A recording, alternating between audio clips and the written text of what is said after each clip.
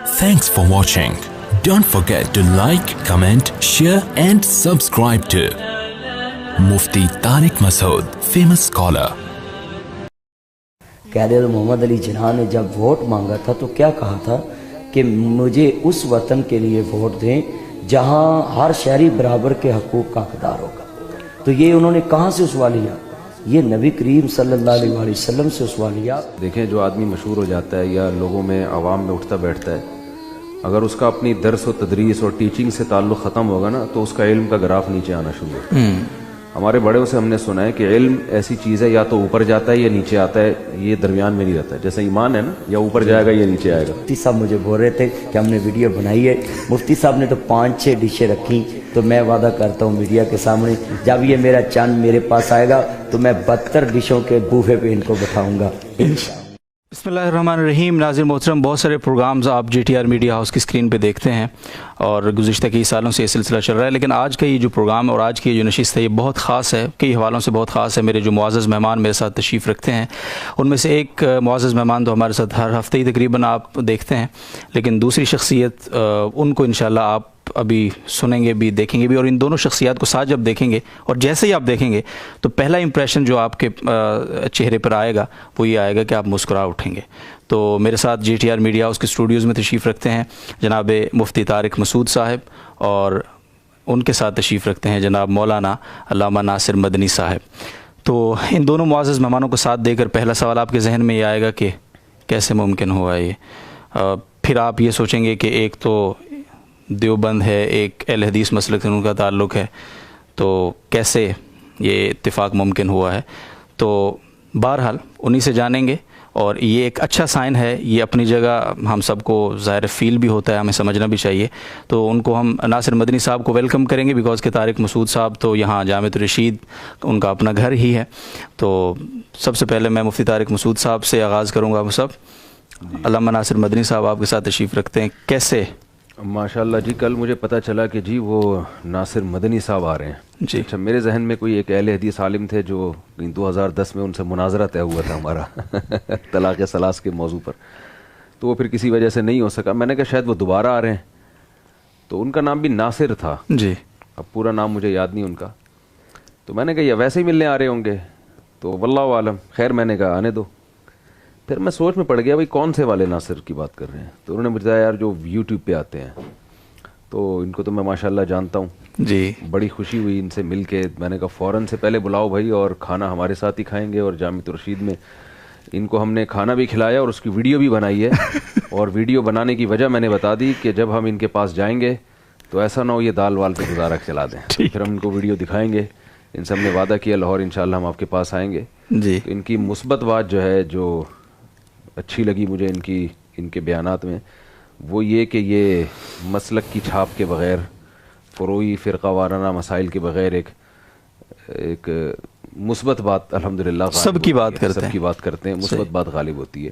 تو یہ بڑا اچھا لگا مجھے ان کا، تو بہت خوشی ہوئی ماشاءاللہ. اور اچھا، میں نے ان کی زیادہ تقریریں نہیں سنی تھی، لوگوں سے تبصرے بہت سنے تھے. تبصرے کوئی ایک آدمی بھی ایسا نہیں تھا جنہوں کے بارے میں نیگیٹو کہا ہو. جی ماشاءاللہ. تو تقریریں اس لیے نہیں زیادہ سنی کہ وہ پنجابی میں ہوتی ہیں ٹھیٹھ. میں نے ان سے کہا کہ تھوڑی سی اردو بھی چلا لیا کرو، تاکہ ہم جیسے جو کم علم لوگ ہیں پنجابی کے لحاظ سے پنجابی کے لحاظ سے ٹھیک ہے، تو یا ہمیں پنجابی سکھا دیں. جی جی. تو کہہ رہے ہیں کہ انشاءاللہ. بہت شکریہ علامہ ناصر مدنی صاحب. آپ ذرا سب سے پہلے تو ہم آپ کو ایک بار پھر خوش آمدید کہتے ہیں جامعۃ الرشید میں تشریف آوری پر. تو کیسے یہ داعیہ پیدا ہوا؟ ہمارے ہاں تو بہت اسٹرکٹ پالیسیز ہوتی ہیں، اور خاص طور پہ جو اسکالرز ہوتے ہیں وہ اپنے آس پاس کے طبقے کو ہی زیادہ ملنے جلنے سے، اس طرح کی ملاقاتوں سے، اور خاص طور پہ دوسرے مسالے کے لوگوں سے ملنے سے منع کرتے ہیں. انفارچونیٹلی بدقسمتی سے ایک کلچر ہے ہمارے ہاں. تو آپ ایز اے اسکالر، اور اتنی آپ کے ماشاءاللہ فین فالوئنگ ہے، اس کے باوجود آپ کو کیسے یہ داعیہ پیدا ہوا کہ ملنا چاہیے ہمیں؟ بسم اللہ الرحمن الرحیم. دیکھیں میرا چاند، میرا مکھن، میری ملائی، یہ میں اپنے سارے چنوں کے سامنے کہتا ہوں کہ میں جو مسلک کے لحاظ سے وہ تو اہل حدیث ہوں جی، مگر پاکستان میں رہتے ہوئے ہمیں سب سے پہلے یہ بات فالو کرنی چاہیے کہ بانی پاکستان قائد محمد علی جناح نے جب ووٹ مانگا تھا تو کیا کہا تھا کہ مجھے اس وطن کے لیے ووٹ دیں جہاں ہر شہری برابر کے حقوق کا حقدار ہوگا. تو یہ انہوں نے کہاں سے اسوا لیا؟ یہ نبی کریم صلی اللہ علیہ وسلم سے اسوا لیا کہ آپ نے کہا تھا کہ میری ریاست میں مدینہ طیبہ میں اگر کوئی غیر مسلم رہتا ہے میرے آئین کا پابند ہو کر، ریاست کے قانون کا پابند ہو کر، تو میرے سارے جتنے چاہنے والے ہیں ان کی عزت بھی کریں گے، احترام بھی کریں گے، اور ان کی عبادت گاہ کا بھی احترام کریں گے، اور ہم ان کی حفاظت بھی کریں گے. تو ہمیں یہ اسوہ لینا چاہیے کہ پاکستان میں جتنے مسالک ہیں ان سب کی نسبت تو کالا کالا رسول اللہ صلی اللہ علیہ وسلم کی طرف ہے. کسی بھی عالم سے پوچھ لیں، دیوبندی بھائیوں سے پوچھ لیں، بریلوی بھائیوں سے پوچھ لیں، اہل تشیع سے پوچھ لیں، اور اہل حدیثوں سے پوچھ لیں، وہ کوئی بھی حدیث کی کتاب نکالیں گے تو نسبت یہ ہے کہ یہ رسول اللہ صلی اللہ علیہ وسلم نے یہ فرمایا. تو اس کا مطلب ہے کہ آپ جس سے بھی ملیں اس نسبت سے ملیں کہ کم از کم جب آپ اس کے پاس جائیں گے تو یہ اسوہ لے کر پاس جائیں گے کہ یہ رسول اللہ کی طرف بات کو منسوب کر دے، اور میرا یہاں جانا اسلام کے لیے فائدہ مند ثابت ہو، اور امت ایک نظر آئے. جیسے وہ ہمارا ہمسایہ ملک ہے تو اس کے سربراہ نے، میں نام نہیں لیتا، اس نے بولا کہ میرا ہم عقیدہ دنیا کے کسی نکر پہ ہے تو وہ میرے ملک میں آ کر شہریت لے لے عقیدے کی بنیاد پہ. تو ہمیں یہ بڑا اس نے پیغام دیا ہے کہ ہم امت کہتے ہیں، امت تو اس نے بنا دیا ان کو، وہ اپنے عقیدے کے لحاظ کے شرک کرتے ہیں، بت پرستی کرتے ہیں. مگر ہم کیا کر رہے ہیں کہ ہم ایک اللہ کے پجاری ہو کر اللہ کو وحدہ لا شریک مانتے، اور پھر ہم یہ پاکستان میں یہ باتیں بنا کے بیٹھے کہ ہم نے ادھر ادھر نہیں جانا. میرا پیغام ہے اپنے سارے چاہنے والوں کو، مفتی طارق مسعود صاحب کے فین فالوئنگ جتنی ہے ان کو، اور میرے جتنے چاہنے سبھی کو یہ میرا پیغام ہے کہ آپ ایک دوسرے کی خوشی غمی میں شریک ہوں، اور جتنے مدارس کے طلباء ہیں تمام مسالک کے ایک دوسرے کو ملیں گے، اپنے بڑوں کو ملتے دیکھیں گے، تو پھر جب ملتا ہے انسان تو پھر گھل مل جاتا ہے. تو پھر جو مسائل ہوتے ہیں کڑوے بھی، وہ بیٹھ کر خوشگوار ماحول میں انسان ڈسکس کر سکتا ہے. بہت شکریہ مفتی صاحب. آپ ذرا بتائیے کہ اختلافات تو آج کے نہیں ہیں، ہمیشہ سے ہیں اور شاید ہمیشہ چلیں گے آگے. کیسے ممکن ہوگا کہ ہم ان اختلافات کو جو ہمارے فروعی بھی ہیں، بعض اصولی بھی ہیں، ان کو اپنی جگہ رکھتے ہوئے جو معاشرت ہے اپنی اس کو اچھا کر سکیں، ایک دوسرے سے اچھے ماحول میں مل سکیں، ایک دوسرے کو کم از کم چہرہ دکھا سکیں اپنا، ایک دوسرے کے ساتھ بیٹھ سکیں؟ کیسے ممکن ہوگا یہ؟ دیکھیں، میں ایک بات بیان میں کہتا ہوں کہ سختی کرنا جو ہے نا یہ پولیس کو اتھارٹی ہے. ٹھیک. تبھی میں مزاح میں لوگوں سے کہتا ہوں کہ بات سمجھ میں نہیں آ رہی تو پولیس بلوا لیتا ہوں. جی. کیونکہ ظاہر ہے سختی تو پولیس ہی کر سکتی ہے. تو پولیس کے علاوہ کسی کو یہ حق حاصل نہیں ہے، حکومت کے علاوہ، کہ وہ ایک دوسرے پر اپنی رائے کو زبردستی تھوپے. رائے تھوپنے کا تو خیر حکومت کو بھی حق حاصل نہیں ہے، لیکن منوانے کا حق حاصل ہے. کوئی لا ہوتا ہے تو گورنمنٹ کو یہ سختی کا حق حاصل ہے. تو ہمارا کوئی بھی نظریہ ہو، کوئی بھی رائے ہو، اسے دلائل کے ساتھ اچھے انداز میں بیان کرنا، یہ صحابہ تابعین کے دور سے چلا آ رہا ہے. ائمہ میں آپ اختلافات دیکھیں، امام حنیفہ کی رائے کچھ اور تھی، امام شافعی کی کچھ اور تھی، احترام ختم نہیں ہوا. فقہ کی کتابوں میں ہم پڑھتے چلے جاتے ہیں، اس پر یہ دلیل ہے، ان کی رائے یہ، اس کی جواب یہ، بس اس حد تک ٹھیک ہے. تو جتنے بھی مسلک پاکستان میں چل رہے ہیں، اگر مسلک تو ختم نہیں ہو سکتے، بالکل، تو صدیوں سے چلے آ رہے ہیں، ناممکن ہے. یہ جو اس طرح کی اتحاد کی بات کرتے ہیں نا کہ سارے مسلک کو ختم کر دو، جی، تو وہ سارے مسلک کو ختم کرنے کے لیے جو تحریک چلے گی نا، وہ ایک نیا مسلک ہوگا. بالکل غیر فطری سی بات ہے. بعض لوگ آتے ہیں میرے پاس کہ یہ 4-5 مسلک ہیں، ان کو ختم کرنے کی تحریک چلاتے ہیں. میں اس کا مطلب آپ چھٹے مسلک کو پروموٹ کر رہے ہیں، اور یہ ٹوٹتے یعنی اور اختلافات ہوں گے. بالکل. تو اس کا طریقہ یہ ہے کہ اب تو سوشل میڈیا آزاد ہے. جی. آپ کی جو رائے ہے عزت احترام کے ساتھ، کہ اس سے دوسرے کو آگ نہ لگ جائے، کہیں توہین محسوس نہ کرے. کیونکہ جب آدمی اپنی انسلٹ، بے عزتی محسوس کرتا ہے، وہ غلط جوابات دینے پر بھی آتا ہے. تو عزت احترام کے ساتھ آپ اپنی رائے جو بھی دلیل کے لحاظ سے صحیح لگے وہ آپ لوگوں کو بتا دیں. باقی ملنا جلنا رکھیں، سب ایک دوسرے سے ملیں، تاکہ وہ اس کے جو پازیٹیو چیز ہے وہ پھیلے، اور جو اس کے سائیڈ ایفیکٹ ہیں وہ ختم ہو جائے. میں ایک مثال دیتا تھا کہ ہمارے والد صاحب نے ہمیں بچپن میں کٹائیاں بھی لگائی ہیں، کٹ بھی، جسے پنجابی میں کہتے ہیں نا، کٹ لگی ہے. چلو شکر ہے نہیں کہ پنجابی آندی ہے. نہیں، میں ان کو بتا رہا تھا گڈی کو سائڈ تے لاؤ، آتا ہے. وہ تو میرا مذاق اڑا رہے ہوتے ہیں، میرے سسرال جاتا ہوں نا، تو والد صاحب کبھی کبھار سختی کرتے تھے نا، تو بعد میں اس کی تلافی کرتے تھے. جی. اکثر والدین کو دیکھا نا بچوں کو جب مارتے ہیں بعد میں بڑا لپائی پتائی، وہ بڑا خطرناک منظر ہوتا ہے. کہتے ہیں میرا چاند، میرا میرا یہ وہ. تو اس کے جو نقصانات تھے نا، اس کی تلافی ہو جاتی ہے اس طریقے سے. جی. تو آپ کوئی بھی دلائل کے ذریعے سے اپنی بات دنیا تک پہنچائیں, لوگ سن رہے ہیں, سب کو ہی سن رہے ہیں جی. تو اب اتنے بے وقوف بھی نہیں ہیں لوگ کہ کسی کو پتہ ہی نہ ہو کہ صحیح کیا ہے غلط کیا ہے. لوگ اب بہت کچھ سیکھ چکے ہیں, پڑھے لکھے ہو گئے, پہلے کی طرح نہیں ہے کہ لوگوں نے اپنا غلام بنا کے رکھا ہوا ہے. شائستہ لہجے میں آپ اپنی بات بتا دیں. تو اس کے بعد پھر بھی اس کے نقصانات ہوتے ہیں جی. تو آپ ملنا ملانا جو رکھیں گے نا, محبتوں سے یعنی ملیں گے ایک دوسرے کو, تہادوا تحابوا حدیث میں آتا ہے کہ ایک دوسرے کو ہدایا تو اس سے محبت بڑھے گی, کھلاؤ پلاؤ ایک دوسرے کو. میں نے اس لیے ویڈیو بنا لی ہے ان کی جی جی کہ آج ان کو بکرا کھلایا تو جو ہے نا ان کو یاد رہے گا, ٹھیک ہے نا. تو محبت بڑھے گی اس سے. صحیح. تو اس سے کیا ہوگا کہ اس اختلاف کی وجہ سے جو نقصانات ہوئے ہیں وہ نقصانات اس کی تلافی ہو جائے گی. اختلاف علمی حد تک ہی باقی رہے گا, جیسے ائمہ کرام محدثین میں ہوا کرتا تھا. ہمارے ہاں جو مسئلہ ہو رہا ہے نا کہ آپ اپنی بات اس طرح سے کہتے ہیں کہ سامنے والے کو آگ لگ جاتی ہے, آپ اس کو نیچا دکھانے کے لیے کر رہے, اسٹائل ہی آپ کا یہ ہوتا ہے.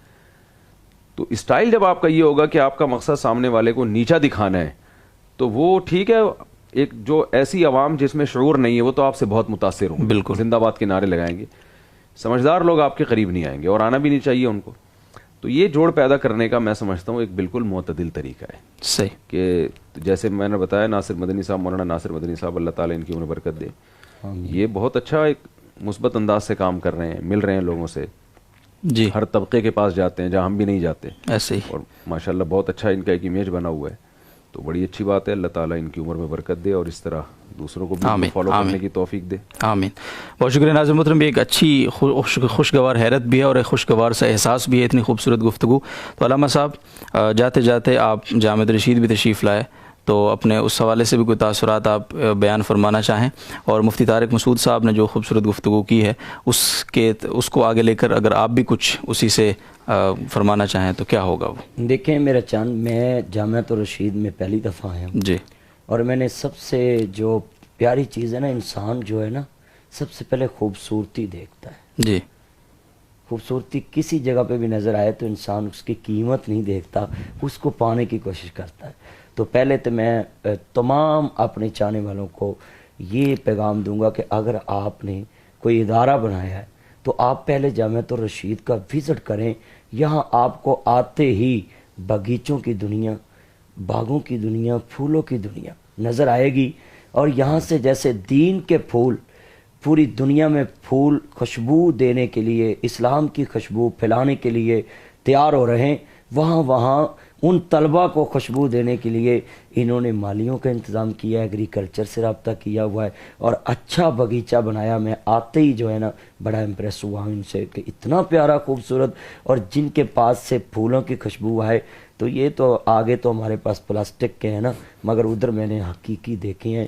تو میں پیغام دیتا ہوں اداروں والوں کو کہ جامعۃ الرشید کا آپ ایک وزٹ کریں اور ان کو ایک داد دیں اپنے چینل سے کہ بھائی آپ نے یہ طلباء کو باور کرایا ہے کہ اگر یہ ادارہ دینی ضرور ہے, مگر لوگوں نے کہا ہے کہ یہ دینی اداروں میں ایسا ماحول نہیں ہوتا. تو یہاں تمام جدید تقاضے میں نے جامعۃ الرشید میں دیکھے. اور آخر میں یہ میں خراج تحسین پیش کرتا ہوں, I salute you, I like you, اور لاہور جا کر آئی مس یو کہوں کہ یہ مفتی عبد الرحیم صاحب جو ہیں یہ بہت دھیمے مزاج کے اور دھیمے لہجے میں اور اچھی اخلاق میں اور اتنا پیارا خوبصورت بولنے کا انداز. جتنی دیر میں نے ان سے گفتگو کی میں نے بولا نہیں, میں نے ان کی باتیں سنی ہیں اور ان کی باتوں سے استفادہ حاصل کیا, اور کچھ میرے ذہن میں جو باتیں تھی کہ جو مجھے جرنل کام دیں گی ان سے میں نے دل کی بات نکلوائی, اور ان کو نہیں پتا تھا کہ یہ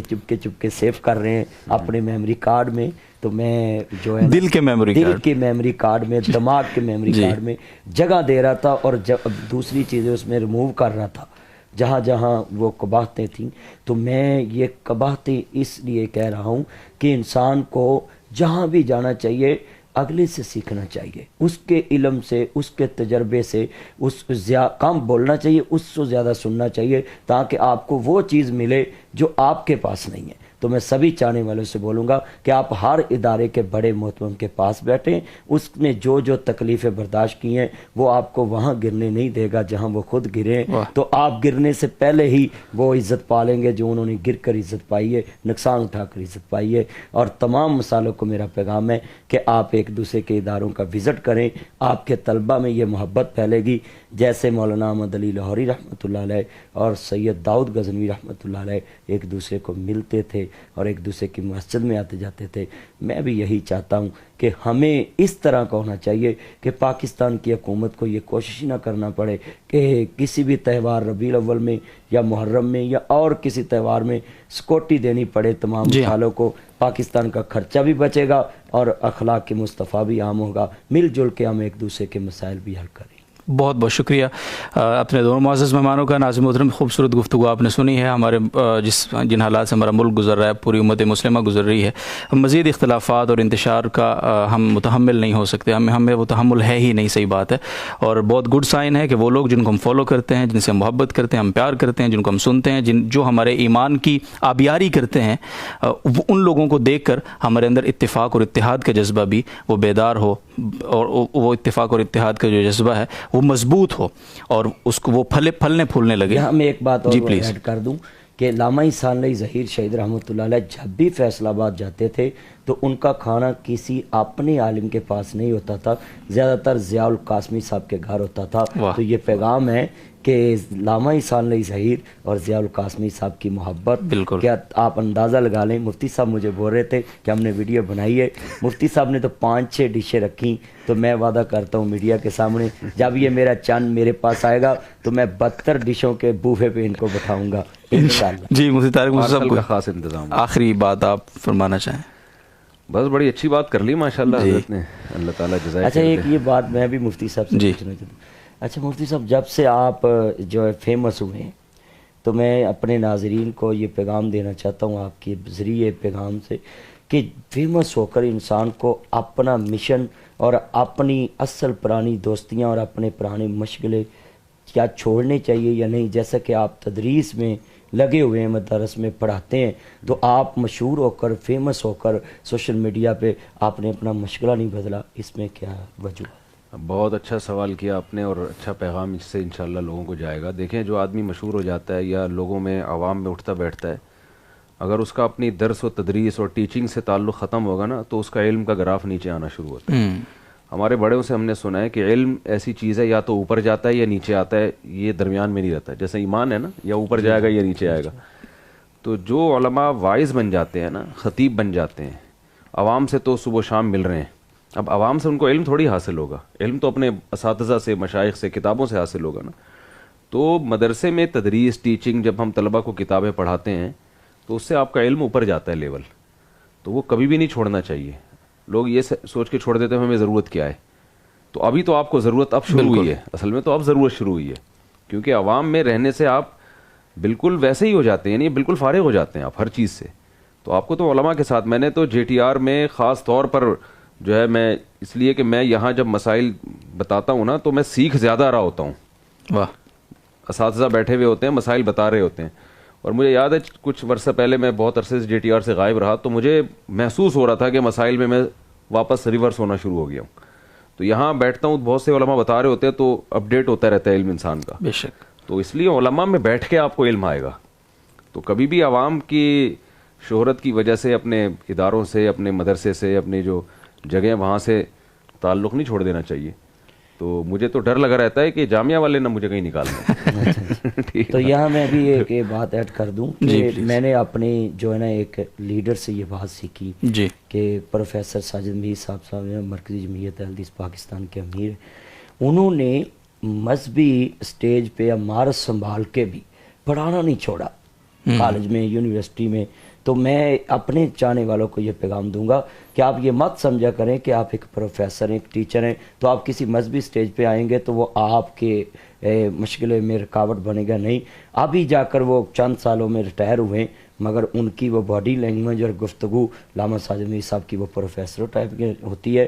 تو میں اپنے چاہنے والوں کو کہوں گا کہ آپ جس شعبے میں بھی ہیں آپ کو لاکھ دوسرے شعبے میں عزت مل جائے، بڑی مل جائے، مگر اپنے شعبے سے ہمیشہ وفا کرنا، اپنے سٹیج سے جہاں سے آپ کو عزت ملی ہے، دین کی وجہ سے ملی ہے، آپ کو اگر دنیا میں کسی شعبے میں بھی عزت ملتی ہے تو آپ اس سے بے وفائی مت کرنا، بلکہ اس کی عزت بڑھانے کی کوشش کرنا۔ اور دینی طبقے کو یہی پیغام ہے کہ آپ جہاں بھی ہوں کم از کم کوئی اسکول میں پڑھا رہا ہے تو 5 منٹ دین کے لیے اپنے پیریڈ میں ضرور داخل کرے۔ اگر کوئی میتھ کا ٹیچر ہے، انگلش کا ٹیچر ہے، تو میرا یہ اس میڈیا کے توسط سے یہ پیغام ہے کہ 5 منٹ اپنے پیریڈ میں آپ دین کو شامل کر لیں، انشاءاللہ وہ سارے طلباء آپ کی نجات کا ذریعہ بن۔ انشاءاللہ العزیز، بہت بہت شکریہ ناظر محترم۔ یہ دونوں معزز مکرم مذہبی اسکالرز ہمارے درمیان موجود تھے، ابھی آپ نے گفتگو سنی، اور یہ جو کمبینیشن ہے اس کا صرف ایک ہی پیغام ہے، اور وہ پیغام ہے کہ ہمارا پیغام محبت ہے جہاں تک پہنچے۔ تو ناظر محترم اجازت چاہیں گے آپ سے، آپ بھی اسی طرح محبتیں بکھیرتے رہیے بلا تفریق، رنگ، نسل، قوم، مسلک۔ تو اسی طرح ہم ایک قوم بنیں گے، اور جب ہم ایک قوم بن گئے تو تمام مسائل سے نکلنا ہمارے لیے بالکل مشکل نہیں ہوگا۔ اجازت دیجیے، اللہ حافظ۔